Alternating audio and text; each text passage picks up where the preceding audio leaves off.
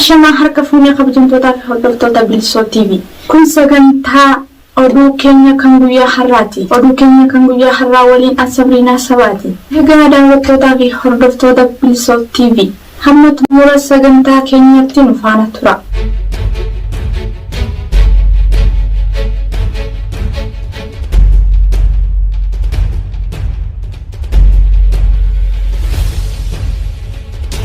Godina Baha Wallaggaa aanaa Waayyuu Tuqaa keessatti waraanni murna bilchiginaa namoota nagaa lama ajjeesuun beeksisaniiru. Illina oduu kana akkatti aanitti murataa isiniif dhiyeessa. Bilisootiif gurraan dhala 19 bara 2023 murni gadaa aangoo isaa dheereffachuuf yakka uummata Oromoo irratti hojjetu bilchiginaan akka aangootti dhufeen ajjeesuun mo'amuudha jechaa kan ture. Waraana isaa bobbaasuun Oromiyaa keessatti ajjeechaa raawwatu itti fufee jira. Dacheen Oromiyaa dirree dhiigaa gochuun haadholee hedduu kan boosisan waraanni bilchiginaa gurraan dhala 15 bara 2023 ona Waayyuu Tuqaa ganda Bonaayoo Muluu keessatti dargaggoo lama badii tokko malee rasaasa itti roobsuun ajjeesan. Dargaggoon kun lamaan hawaasa naannoo biratti namoota jaalatamaaf siyaasa kamiyyuu kan hin hordofne yoo ta'anis sababa Oromootaan qofaaf ajjeefamanii jiru. Dargaggoon ajjeefaman kunis maqaan isaanii Waataayyuu Mokonninii fi Leraa Saamroon kan jedhamu ta'uun maddeen keenya Bilisootiif himanii jiru. Godina Lixa Wallaggaa aanaa Bojii Diraamii fi Laataa Sibuu keessatti hidhaa waraana murna bilchiginaa raawwatu itti fufee jira. Gurraan dhala 19 bara 2023 murni nagaa fi tasgabbii Oromiyaa keessatti ilmaan ishee akka hin jiraanne fedhu innaan doorsisa saamicha fi ajjeechaa gaggeessuun waraana bobbaasuun namoota nagaa hidhuu hammeessee jira. Oduu gabaasa kana akkatti aanitti murataa isiniif dhiyeessa. Gurraan dhala 19 bara 2023 murni nagaa fi tasgabbii Oromiyaa keessatti ilmaan ishee akka hin jiraanne fedhu bilchiginaan doorsisa saamichaa fi ajjeechaa gaggeessuun malee waraana bobbaasuun namoota nagaa hidhuun hammeessee jira. Haatiiwwan ilmaan ishee bobbaasan nagaa galfachuu impaayeraa itti ulfaate keessatti gurraan dhala 14 bara 2023 ona Boojii Birmajii magaalaa Biillaa keessatti dargaggoo Soolaa Firoomsaa jedhamu waraana bilchiginaan qabamuun hidhamee jira. Soolaa Firoomsaa yuunivarsiitiidhaa waggaa darbe barnoota isaa xumuruun eebbifamee kan ba'e yoo ta'u rakkoo nageenyaaf bakka biraa jiraachuu ture. Akkuma ka'eetti galeen qabanii hidhaatti darbatan. Maaltu ta'eef ilma isaa gaafachuuf abbaan isaa obbo Firoomsaa yeroo deemanitti isaanis ilma isaatti dabaluudhaan achumatti hidhamee jiraachuun dhagahamee jira. Hidhaan godinicha keessatti hammaachuun ona Lataa Sibuu keessatti hojjetaan mootummaa obbo Yoonaas Addunyaa jedhamu badii tokko malees qixxata darbe kan hidhaman yoo ta'u ona Mana Simbuu magaalaa Mandii keessatti namoonni nagaa jaaguyyaa dheengaddaa gurraan dhala 16 konkolaataa irraa buusuun hidhanii jiraachuun maddeen Bilisoo TV godina Lixa Wallaggaa ibsanii jiru. Godina Lixa Shaggar aanaa Cobiitti milishaan sirna bilchiginaa tokkoo fi Gujii Lixaa aanaa Dugda Dawaa keessatti miseensonni waraanaa bilchiginaa 5 ajajaa 100 dabalate wabootti harka kennatanii jiru. Qeellam Wallaggaa aanaa Elfatoo fi Lixa Wallaggaa ona Mana Sibuu irraa miseensi raayyaa ittisa impaayeraa 3 wabootti harka kennachuun ifoomee jira. Gurraan dhala 17 bara 2023 murni bilchiginaa mul'ata dargaggoota impaayeratti dirree waraanatti geessuun lubbuu baasuun qabatee dhufee waggoota 5 darban namoota baay'een qoraan ibiddaa gochuun haadholee hedduu qara ilaalchisee hambisee jira. Du'a galata hin qabne du'a jiraachuu isaanii kan hubatan akeeka abaaramaa murna bilchiginaa ganuudhaan miseensonni waraanaa badanii baay'inaan jiraachuunis ifoomee jira. Keessattuu ilmaan Oromoo bilchiginaan lubbuu isaanii taphachaa jiraachuu baran mooraa sanganuun waboottis harka kennachaa jiraachuun dhagahamaa jira. Akka kanaanis gurraan dhala 16 bara 2023 godina Qeellam Wallaggaa aanaa Alfoo mooraa waraana bilchiginaa magaalaa Muugii irraa miseensi raayyaa ittisa impaayeratti tokko qawwee AKM Turkii tokkoof rasaasa 200 fidannoo qabaachuun gara wabootti dhufanii jiraachuunis dhagahamee jira.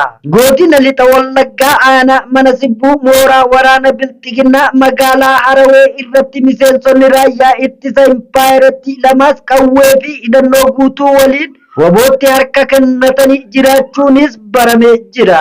Ilmaan Oromoo kun siyaasaa sobaa murni bilxiginnaan itti himu tureen ummata isaanii irraa meeshaa diinaa baachuuf gaabban dhiifama gaafachuun ilmaan Oromoo achi keessatti hafan daandii isaanii hordofanii qawwee fidhannoo isaanii walii wabootti makamaan dhaamsa dabarfatanii jiru.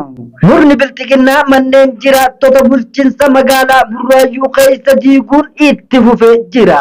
Gurraan dhala 17/2023 murni guddina magaalaa hawaasaa keessa jiraatuuf qarqara magaalaa miidhuu hin qabu jechuun miidhaa Oromoo babal'achuun magaalaa Finfinnee wal qabate arge kaasuudhaan irraanfachiisuuf yaalu bilxiginnaan miidhaa afaaniin balaaleffatuun qabatamaan gochuu irraa duubatti hin deebine.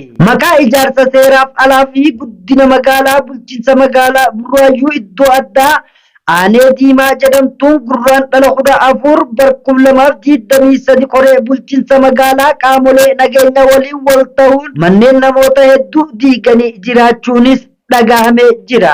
Gocha kibxata darbe raawwate kanaan ilmaan Oromoo hedduun da'oo malee hafanii jiru. Qabeenyi hedduunis manca'anii harmooteen daa'imman isaanii waliin bakkeettis ba'anii jiru. Jireenyi magaalaa haalaan qaala'e kanaan uummata jiraachuu dadhabe mana waggaa meeqa itti dadhaban irratti diiguun namoota sana kanaaf saaxiluu wal hin caalu jechuun jiraattonni dubbatanii jiru. Murni bilxiginnaa magaalaa Burraayyuu naannoo Qeeraatti manneen uummataa hedduu diiguun haadha deessoo dabalatee daa'imman baay'ee daandiitti baasuun gabaasuun keenyas ni yaadatama.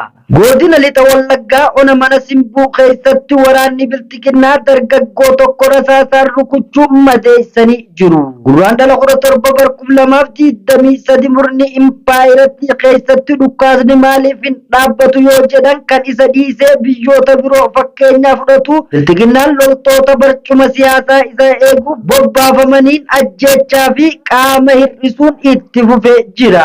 Namoota nagaa rasaasaan rukuchuu ajjeesuuf qaama hir'isuu kan bobbaafamu waraanni bilxiginnaa kibxata darbe gurraan dhala 14/2023 godina Lixa Wallaggaa ona mana Simbuu ganda caalaa Dabbos keessatti dargaggoo Misbaa Hirphaa jiraataa jedhamu rasaasaan rukuchuun maddeen bilisootiif eeranii jiru. Dargaggoon Misbaan fuudhaaf qophii irra kan tureef intala baafate guyyaa cidhaaf qophaa'aa akka tures odeessi achi ba'e ni addeessa. Dargaggoon kun yeroo sagantaa isaa irraa mulquuf yaaluuf hospitaala galee jiraachuun kan nuuf hime. Hiriyaan isaa tokko sirnichi dararaa hamtuu ilmaan Oromoo irraan gahaa jiraachuus ibsanii jiru. Itti dabaluun ilmaan Oromoo nagaa bakka bakkatti socho'uu dadhabuun himuun namoota manaa ba'an osoo nagaa manatti hin deebine daandii gubbaatti waraanaan balaaf saaxilaan waan jiraniif hawaasni yaaddoo hamtuu keessa galuun dabaluunis himanii jiru. Godina Bulee Baddalloo aanaa Corroo keessatti ergamtoonni bilxiginnaa dubartoota gudeetuu namoota nagaa lamaaf ajjeesanii jiru. Gurraan dhala 17/2023 Oromiyaa keessatti murni bilxiginnaa aangoo irra turuuf daa'imman hanga manguddoo shamarran hanga dhukkubsataatti maqaa birmadummaa biyyaatu cabeef naannoo keessan eeggattuun leenjii gabaabaa kennuufis qawwee erga itti hiran du'aatii namoota dabalaa jiraachuunis dhagahamee jira. Ergamtoonni fi maqaa milishaan ganda keessatti hundeeffaman saamichaaf reebicha gaggeessuu irra darbanii gocha gudeettii madeessuuf ajjeesuu raawwachaa jiraachuunis dhagahamee jira. Impaayirri murna dheebuu as aangoo isaa guuttachuuf qawwee namootatti hire jiru bulchaa jiru kana keessatti godina Bulee Baddalloo ona ganda Tulluu Muute jedhamu keessatti kibxata darbe gurraan dhala 14/2023 milisoota gandichaa dubartoota irraa abbootii warraa ari'uu fi shamarran mana turan gudeedanii jiraachuun dhagahamee jira. Gocha safuu uummata Oromoo cabse kana bulchiinsi naannoo isaaniitti argamu yeroo iyyata maaliif nu himatan jechuudhaan milishoonni kun deebi'anii manguddoota tokkoo fi qeerroo tokko rasaasa itti roobsuun ajjeesanii jiraachuunis dhagahamee jira. Ilmaan Oromoo ajjeefaman kun badii qabaatanii osoo hin taane milishoonni kun yakka isaan dhokachuuf maqaa obboleessa keetuu ana Cawwaaqaatti waraana bilisummaa Oromoo bira ture dhufe jechuudha. jechuun akka ajjeesan dubbatu. Aanaa Corroo Gandamutee kana keessattis milishoonni gocha kana raawwatan Shukurii Jibriilii fi Bakarii Naasiif ta'uun maddeen bilisootiif eeranii jiru. waliigalteen araara gaggeessota amantaa ortodoksii gidduutti ta'e umrii guyyaa lamaatiin cabaa jiraachuunis dhagahamee jira. Dhiibbaan Abiyyi Ahmad taasise mariif wal hubannaa malee waliigalteerra jira jedhamee ibsa kennamus guyyaa lama keessatti ibsi garee lachuurraa kenname waliigaltichi bu'uura akka hin qabnes ibsamee jira. Qabxiilee waliigaltee kanaafis danqa ta'e namoonni paappaasota sadii muudaman 25 bakka isaanii duratti haa deebi'anii kan jedhu yoo ta'u gama sinaadoosii Oromiyaaf sabaaf sablammootaan bu'uura seera amantiitiin waan muudamaniif muuduma isaanii qabatanii araarri gaggeeffamuu qaba kan jedhu ejjennoo isaanii yoomuu ta'u gama garee faallatti ejjennoo kan morman warri muudaman bakka duratti deebi'uu akka qaban gaafatan. Haala kanaan waliigalteen dhiibbaa Abiyyi Ahmad taasifame cabaa jiraachuutu ibsamaa jira. Waamichi Shimallis Abdiisaa taasise waraana bilisummaa Oromoof akka hin taanes ibsamee jira. Pireezidaantiin mootummaa naannoo Oromiyaa obbo Shimallis Abdiisaa caffee Oromiyaa irratti waamicha araaraa yoomuu taasisan qaamni hidhate Oromiyaa keessa socho'u ABO shaneen araaraan akka galu waamicha goona jedhanii jiru.